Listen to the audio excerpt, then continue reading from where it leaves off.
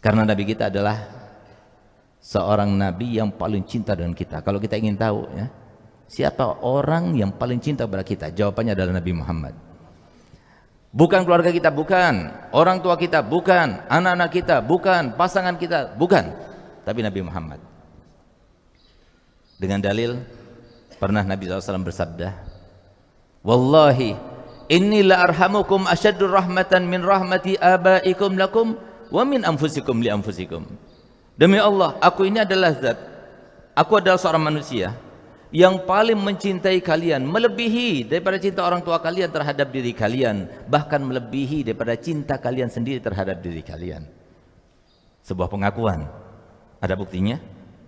Nabi Muhammad selalu tidak memberikan sebuah pengakuan, selalu ada buktinya. Bahkan bukan cuma diungkapkan buktinya, tapi diawali dengan sumpahnya.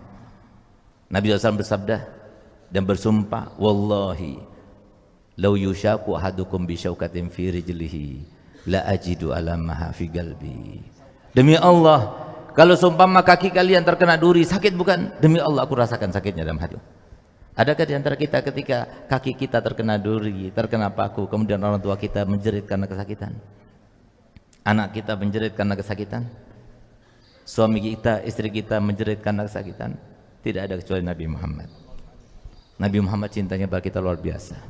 Bahkan di saat-saat yang kita bisa renungkan, bisa fahami, di saat-saat semua manusia lupa akan dirinya, bahkan lupa akan keluarganya, apalagi di saat itu Nabi Muhammad masih ingat kita. Nabi Muhammad di saat-saat ketika dicabut nyawa beliau, di saat itulah kemudian beliau mengatakan, ya Jibril, min sakaratil maut. Aduh, wahai Israel, alangkah sakitnya sakaratul maut ini. Di saat itu dia menahan sakit, tapi masih teringat kita. Bukan saudaranya, bukan sahabatnya, bukan keluarganya, tapi diingat umatnya, meliputi semuanya. Sehingga apa? Gelia Israel, apakah nanti umatku juga merasakan seperti rasa sakit yang aku rasakan ini? Maka dijawab oleh Israel, gelia Rasulullah, yang engkau rasakan ini sudah diringankan sampai 1000 kali lipatnya. Berarti mereka merasakan sakit lebih dari aku. Gelia, diangkat tangannya Nabi Muhammad. Apa doanya Nabi Muhammad? Ada 2 riwayat. Satu riwayat mengatakan, ya Allah, kalau begitu jadikan separuh daripada rasa sakit yang akan dialami oleh umatku, biarkan aku yang merasakannya semuanya. Di riwayat yang lain, Nabi SAW berdoa kepada Allah Ta'ala, ya Allah, jadikan semua rasa sakit yang akan dirasakan oleh umatku ketika sakaratul maut, biarkan aku yang merasakannya. Ada seorang Nabi yang seperti itu, ada seorang Rasul seperti itu. Bahkan kenapa dikatakan mustamirin? Keutamaan Nabi Muhammad terus bersambung kepada kita. Siapa yang berdoa kepada Allah Ta'ala sehingga kita satu-satunya umat yang masih ada hubungan dengan Nabi Muhammad? Kenapa Nabi Muhammad mengatakan dalam hadisnya bahwasanya aku ini sangat tahu dengan nama kalian dan nama-nama orang tua kalian? Bagaimana Nabi SAW tahu? Seorang manajer, seorang bapak Kapolres misalnya, seorang pejabat, belum tentu dia tahu dengan nama bawahannya.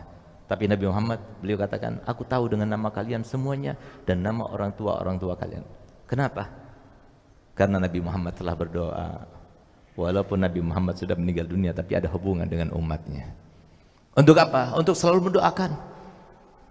Sehingga apa yang diminta oleh beliau, yang kemudian diijabahkan Allah Ta'ala, sehingga setiap hari Kamis ketika catatan amal ibadah kita ditutup, kemudian disodorkan pada Allah, sebelumnya disodorkan dulu kepada Nabi Muhammad.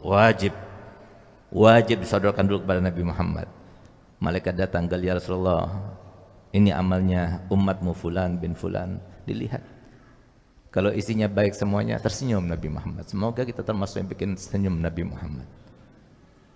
Tapi kalau ternyata 1 minggu ini kita banyak melakukan dosa, Nabi Muhammad mengangkat tangannya, lalu Nabi Muhammad, Allah maghfir lahu, ya Allah ampunilah dosa-dosanya.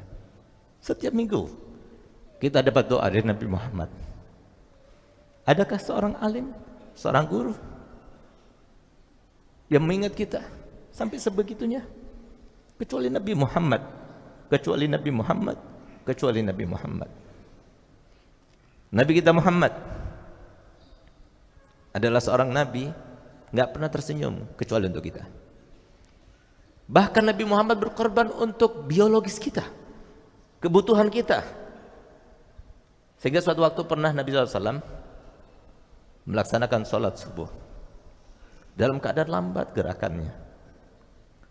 Bahkan ada bunyi-bunyi entah dari mana berasalnya. Setelah beliau melaksanakan sholat rampung, kemudian sahabat-sahabat yang besar datang kepada Nabi Muhammad, mengelilingi Nabi Muhammad. "Ya Rasulullah, apakah engkau sakit?" Begitulah para sahabat Nabi sangat risau, galau pikirannya kalau sudah terkait dengan Nabi Muhammad, dan senang gembira kalau melihat wajah Nabi Muhammad bergembira. "Tidak, aku tidak sakit. Tapi kami melihat gerakanmu sangat lambat ya Rasulullah, enggak seperti biasanya. Bahkan kami dengar ada suara bunyi-bunyi di dalam tubuhmu, aku tidak tahu dari mana asal bunyi-bunyi itu ya Rasulullah." Kemudian Nabi Muhammad berdiri, dibuka bajunya, ternyata Nabi Muhammad mengikat perutnya dengan 3 batu. Maka kemudian ditanya, "Kenapa ya Rasulullah engkau ikat perutmu dengan 3 batu itu?" Apa jawab Muhammad? "Ya, karena perutku ini sudah tidak kemasukan makanan sudah lebih dari 3 hari 3 malam." Menjerit sahabat Nabi. "Ya Rasulullah, fidaka abi wa ummi summa nafsi." Tebusanmu wahai Nabi, itu adalah orang tuaku, bahkan diriku sendiri. Biarkan kami yang lapar, biarkan kami tidak makan, jangan engkau dan keluarga kamu yang tidak makan. Kenapa kau tidak beritahukan kepada kami kalau di rumahmu itu tidak ada makanan? Apa jawaban Nabi Muhammad? Tidak, tidak akan pernah aku lakukan yang semacam itu. Apa kata Allah kalau aku membebani umatku? Biarkan aku jadikan apa yang terjadi pada diriku adalah hadiah daripada Allah, dengan harapan tidak ada seorang pun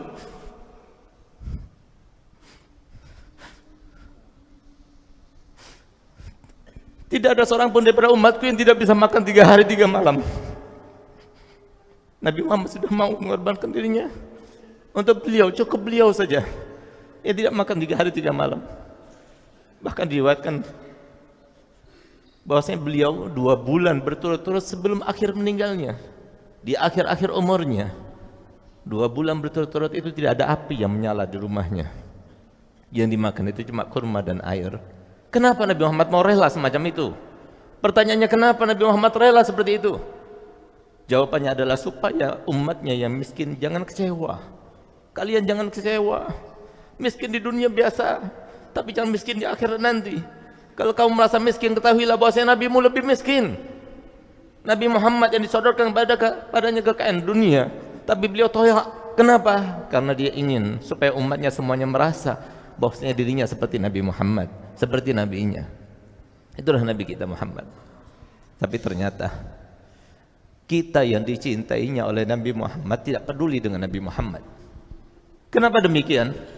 Kenapa saya katakan banyak sekarang umatnya yang dicintai oleh Nabi Muhammad, diperhatikan oleh Nabi Muhammad, dipedulikan oleh Nabi Muhammad, didoakan oleh Nabi Muhammad, baik di masa hidupnya, setelah meninggalnya. Bahkan pertama kali ucapan yang keluar daripada beliau setelah dibangkitkan nanti adalah ummati, ummati.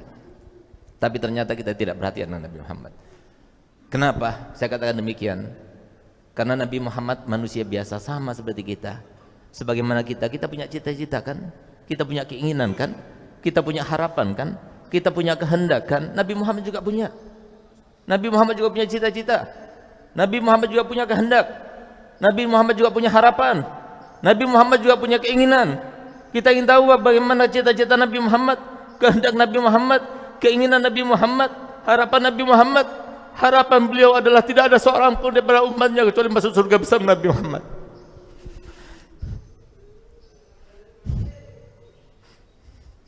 Tidak ada seorang pun daripada kita semuanya kecuali masuk surga bersama Nabi Muhammad. Bagaimana akan masuk surga? Kita tidak memperhatikan Nabi Muhammad. Bagaimana masuk surga? Padahal Nabi Muhammad katakan, "Ala inna sil'atallah ghaliyah." Ketahuilah bahwasanya barang yang dijanjikan oleh Allah dengan kalian sabar hadir majelis taklimnya, dengan kalian sabar melaksanakan salat 5 waktunya, dengan kalian sabar menjadi anak berbakti pada orang tuanya, dengan kalian sabar berbakti pada suaminya, dengan kalian sabar menyantuni anak dan keluarganya, dengan kalian sabar menghormat pada tetangganya. Mahal kata Nabi Muhammad, nggak mudah. Kita harus melalui ujian-ujian, cobaan-cobaan. Bagaimana mungkin kita yang mengaku diri kita sebagai orang tua cinta kepada anak kita? Orang tua yang ada sekarang, kalau mereka jujur, hidup itu susah. Kita harus menghadapi orang tua yang berbagai macam coraknya, sifatnya. Harus kita menghadapi seorang guru, harus kita menghadapi seorang tetangga, harus kita menghadapi kesehatan kita, ekonomi kita dan sebagainya. Semua itu membutuhkan kepada kesabaran dan ilmu serta pedoman. Bagaimana kita mengaku cinta pada anak-anak kita kalau kita tidak pernah menanamkan pedoman yang sudah diajarkan Nabi Muhammad SAW.